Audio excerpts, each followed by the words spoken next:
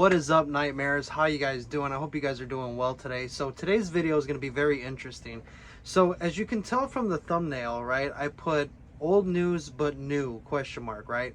So we're going to get into some things because there is some old news, but for me it was new. And hopefully some of you guys take this as some new news too, because I just found out about this while I was digging about it. And a couple things before we get into the video though. Make sure you like this video, subscribe, hit that notification bell, and consider becoming a member. If you check right here, these two gentlemen are two of our members for the Nightmare Corner. So that is so awesome, guys. Think about becoming a member today. Not only do you get the basic benefits that come with that membership, but also, as long as you're a member, anytime I do a giveaway, whether it's on Instagram or YouTube, you guys will always get 3 extra entries. As long as you're a member and you actually enter the giveaway, you're going to get 3 extra entries. So that'll be a total of 4 extra entries as well. So definitely check that out. That's a nice perk that I'm adding in myself. But I want to do a shout out to 2 people. One is Helvington, because Helvington on his stream was asking me about Pumpkinhead a while ago. And he knows I love Pumpkinhead. He knows I love all this type of stuff. And I just love and give that shout out to him because we were talking about something that I love. And we do that regardless. But the fact that we kind of focused on Pumpkinhead a little bit was pretty much awesome. And then the other one I want to shout out is Jay. Now, if you check out Jay over at Hell of a Hound on Instagram, definitely follow his page, guys. He's an awesome guy, very knowledgeable on a lot of Halloween and horror movies and stuff like that. So definitely check him out. He's an awesome guy. But he was actually the one too that dug up the information that told me about the remake as far as the script being done. So because of Jay telling me that, I dug a little deeper and this is what I found. So here is the old news. This is all the way back from, I believe this was August in 2016. So this is kind of like an interview that somebody from Upcoming Horror Movies had interviewed Peter Block, who is a producer over at Paramount Players. And we all know that Paramount Players has been picking up horror movie licenses to try to reboot or to bring back these movies. And come to find out, Pumpkinhead was one of those movies. Now, I absolutely love Pumpkinhead. You can see from my shirt, this is from Terror Threads. I got the mask, I got the statue on the way. It's just, I am a big Pumpkinhead fan. And it's, to me, I think it's underrated. You know, it's the monster, or the man in the monster suit, which is just absolutely amazing. Stan Winston's first directorial debut was Pumpkinhead. So it's just an awesome movie, the story of Ed Harley and all that good stuff. So I kind of wanted to just give you guys this information. Like I said, it's old news, but to me it's new. And I mean, hopefully it's new to you guys too. So, you know, I just want to bring some attention to this movie. I really feel that Pumpkinhead needs this remake or reboot, whatever you want to call it. You know, it's just one of those classic, like, fairy tale story of vengeance, you know. So enough of that blabbering. We're going to go right into it. So Upcoming Horror Movies is a website that I use for like all of my upcoming horror movie knowledge, right? And they actually had a little bit on Pumpkinhead, which is really cool. The current status is still in development, which we all know. The script is done. And the category that it has it labeled under is Creatures Remakes, and the studio's Paramount Players. So those are the things that we already know. We're going to scroll ahead already down, and I'm going to put it up on the screen for you guys to see as well.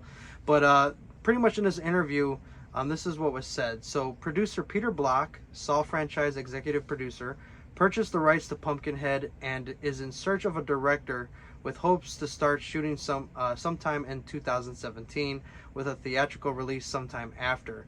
He had this to say about the current status of the project. We're just about to start going out looking for a director for it. We need somebody who really understands why the first one is terrific. The emotional beats of it's the revenge you seek is worse than whatever befell you in the first place. So let me read that again because I kind of butchered that. So we need somebody who really understands why the first one is terrific. The emotional beats of is the revenge you seek worse than whatever befell you in the first place? But is also somebody that wants to embrace what I think audiences really want these days. A really scary, fun thrill ride. You get a lot of people who want to be in this genre because they see the commercial opportunities. I'm looking for a director who has a love for the genre and knows how to get those beats for the audience. That is absolutely awesome. And you know what? Obviously, we're in 2022. This was in 2017 when they were wanting to start shooting and with hopes.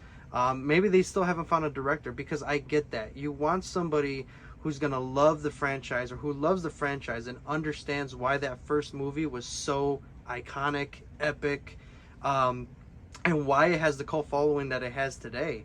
But I still feel it's underrated, because a lot of people don't look back at Pumpkinhead and really watch it for what it is. You want a director? I will more than happy be your director. I don't know how to direct whatsoever. A little bit with YouTube, doing videos and stuff like that. But if I could, even if I was just like an advisor on this movie, I would absolutely love that, because I love this film. I study it. It's just a perfect movie, in my opinion. Ultimate monster movie for sure. But I love the fact, though, that it's 2022 now. They tried to do this in 2017. They want somebody who's not just in it for the commercial aspects. They want somebody who's going to take love and effort into this movie. And that's kind of why I like Halloween 2018, is because David Gordon Green and that team, they were fans of the original. And what they did for Halloween 2018 was just phenomenal. Like, it was just 78 vibes. It was just perfect in every way, in my opinion. So we're going to go ahead and move a little bit down. Hold on, because my mouse is not messing. Okay, so let's go a little bit more of what was said. We're going to move on. On the topic of the original film, producer Peter Block was quoted saying, "Pumpkinhead is one of my favorite horror films of the late 80s, early 90s. Stan Winston sits on that Mount Rushmore of iconic filmmakers because of his creature designs, and that was his first directing effort." Absolutely, I agree with you. The creature's great, but the emotional story is wonderful as well. I got the rights to Pumpkinhead and hooked up with a great young writer called Nate Atkins, and we developed our script, which is really solid. On what to expect from the remake, he was quoted saying, "There is a similarity of theme and a similarity of story. There's a lot of Easter eggs for people to know the original. Iconic shots and iconic lines that we're going to use, but we've enhanced the setting and we've expanded the characters somewhat to give it a different kind of experience." That is awesome. Iconic shot, like, that is paying tribute. Again, Halloween 2018, right? You're paying tribute to the original while you're making this remake, and you're gonna have like iconic, like, you kind of have to have iconic lines and quotes. Like, we all know Haggis, right? "You're a fool, Ed Harley."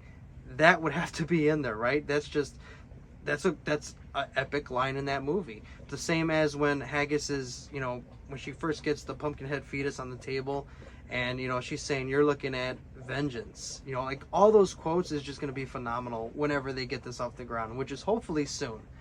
Moving on, so it goes, "And it looks like they'll stick with more practical effects," saying, "I'm a big proponent of practical effects." Yes. That was the great thing about the original. A lot of films I still respond to most today, it's because of the practical effects. We think that it's going to be nice, a nice slow reveal, lots of scares and lots of action in the beginning, and a great creature in the end, which everybody should be able to look at and say, "Oh, that's Pumpkinhead."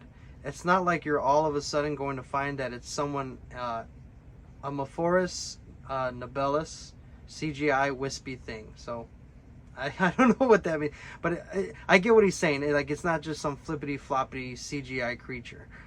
You're gonna know it when you're gonna know it came from a Pumpkinhead family lineage, which is really cool. Practical effects are amazing, and they're very underrated, and that's why one thing I love about 80s horror. Even some horror today, we still get it, right?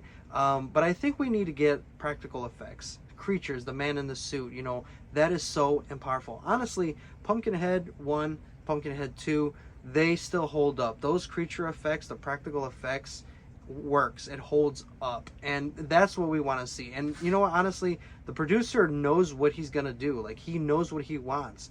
And I'm excited for it. Like, I've never seen this type of love for a movie other than in 2018. Because, like I said, going back, he doesn't want somebody who's just in it for the money and the commercial aspect. He wants somebody who loves the franchise and that's going to give it the love and the energy that it needs and that it deserves, and rightfully so. And the fact that he's going to keep it like practical effects, that is just awesome. I absolutely love that. And we're getting Easter eggs, we're getting quotes, famous quotes that we know from the movie. It's just going to be awesome. And then the rest is just kind of some info on the original. Like, the original spawned a straight to DVD sequel and 2 Sci-Fi Channel movie Sci-Fi Channel movies. Part 2 kind of strays away from the lore of Pumpkinhead in a way, but it's a great movie. Part 3 is where it kind of picks up directly after Part 1, and Part 4 as well. So the Sci-Fi Channel movies, they're not horrible. The storylines, I think, are perfect. But because it was made for sci-fi, the effects aren't there. You got a little bit of the man in suit in there, but it's a lot of CGI as well. So that kind of shows you that CGI just will not work with Pumpkinhead. But never fail, the man in the suit practical effects will win every time, especially with Pumpkinhead. And out of the Stan Winston company and Stan Winston, that's their baby. If you watch documentaries and behind the scenes, that is their favorite movie creature that they've ever made. So that is actually a cool fun fact. This is a remake of the 1988 film with the same name from late makeup effects legend Stan Winston. So yeah, so it is going to be a full-blown remake, retelling of the story, but keeping it to the original. So it's a fresh take, you know, especially with technology and what we can do with practical effects now is going to be absolutely amazing. So I'm excited, guys. You guys know, you guys been on the channel long enough, or if you're new, you're just finding out my obsession with Pumpkinhead. It is an absolute gem. If you haven't seen it, definitely check it out. I know Pumpkinhead 2 is on Amazon. I'm not sure where you can find Pumpkinhead 1. You could probably go on like the PlayStation store, you know, where you can search movies and stuff. And you could probably find it. It's probably on Amazon as well. As far as the other two, I don't think you can find them just yet. But I think Part 3, if I'm not mistaken, could be purchased on Amazon. I'd have to kind of check for you guys. But definitely check out Pumpkinhead if you haven't seen it. Even if you don't watch the other three.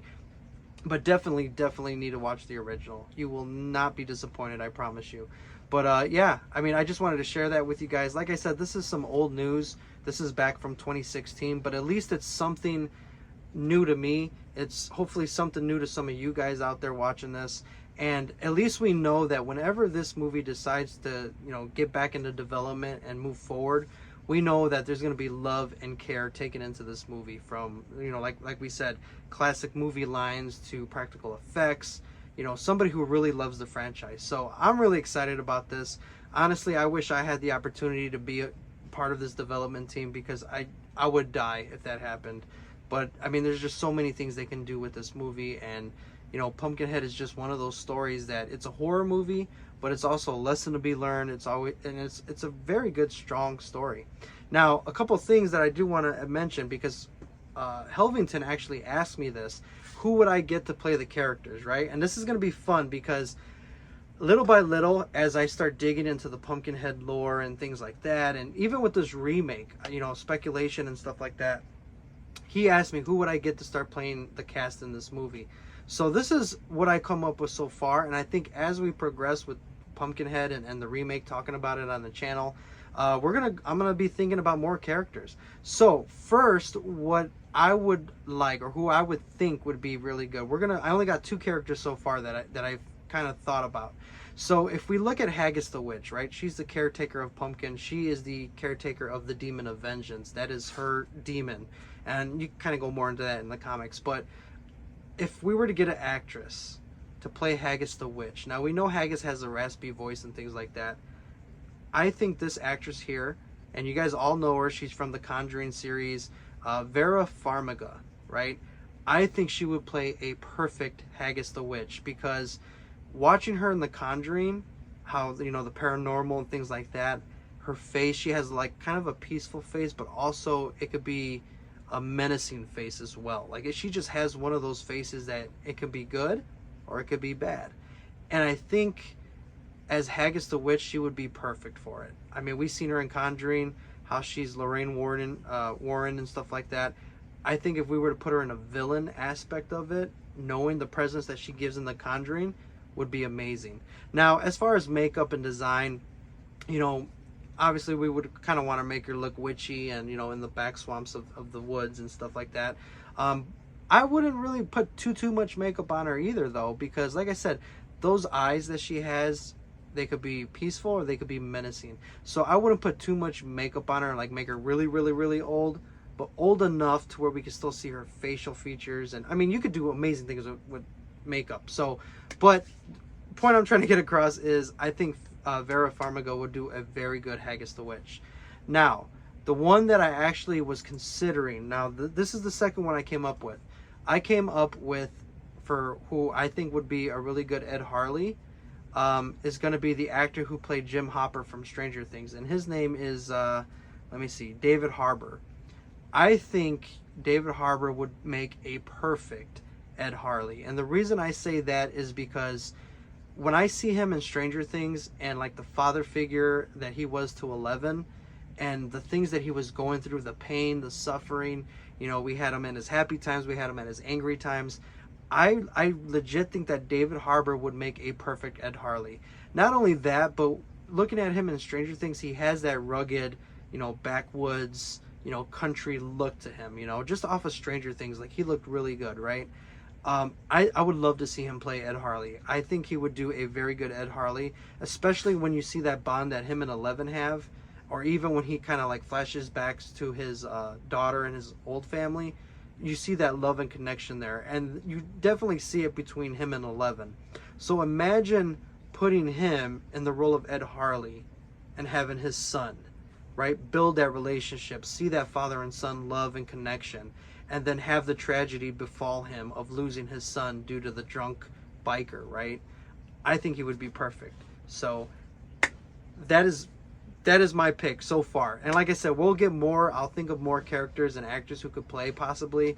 But I just wanted to give you guys a quick video. Well, not even quick because this is pretty long. But that's my thoughts, guys. I hope this is some new news to you guys. I hope you guys enjoyed it. Let me know in the comments down below, do you think I picked good choices for the two characters so far? I'd really like to know, because I want to see if anybody else sees what I see. I think it'll be a good conversation piece. And I'm kind of thinking of doing a live stream talking about Pumpkinhead and just all Pumpkinhead. So definitely check that out. You know, hit that notification bell so you guys get alerted whenever the videos drop. But yeah, let me know in the comments down below. What do you guys think of what I just told you guys as far as what the producer wants? My opinions on who should play Haggis the Witch and Ed Harley. And yeah, really, if you like the video, please hit that like button, subscribe. Definitely consider becoming a member. I'd appreciate it so much. And if not, just a thumbs up will do. I'd appreciate that as well. So yeah, hope you guys enjoyed the video. Thank you guys for watching. I appreciate each and every one of you guys. So be safe out there. Don't be a monster. Be kind to somebody. And as always, ladies and gentlemen, I will see you guys in the next video. Take it easy. Be safe.